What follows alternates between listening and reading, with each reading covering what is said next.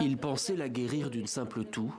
Quelques semaines plus tard, leur fille Yogita est décédée après avoir bu un sirop contaminé, vendu pourtant librement en pharmacie.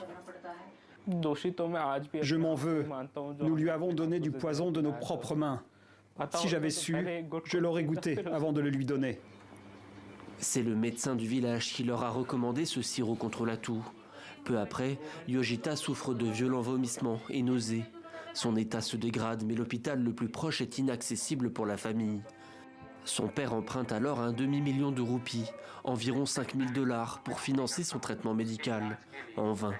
3 semaines plus tard, Yogita meurt d'une défaillance de plusieurs organes. Notre expérience a été très difficile. Partout où nous avons cherché de l'aide, personne ne nous a répondu. Finalement, notre enfant est décédé. C'est seulement après sa mort que des mesures ont été prises. Depuis août, près d'une vingtaine d'enfants sont décédés dans les États du Madhya Pradesh et du Rajasthan après avoir consommé ce sirop. L'analyse a révélé un produit frelaté contenant plus de 48% de diéthylène glycol, une substance hautement toxique. C'est près de 500 fois la limite autorisée. Face à l'ampleur du scandale, les autorités indiennes ont été contraintes de réagir. Nous avons déposé un premier rapport d'information contre les fabricants et le propriétaire de l'entreprise a été arrêté. Il comparaîtra devant le tribunal d'instance.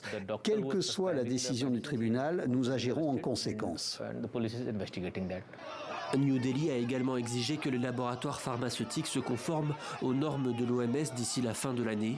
Ce n'est pas la première fois que des sirops contaminés fabriqués en Inde provoquent la mort d'enfants. En 2023, plus de 140 victimes avaient été dénombrées en Gambie, en Ouzbékistan et au Cameroun.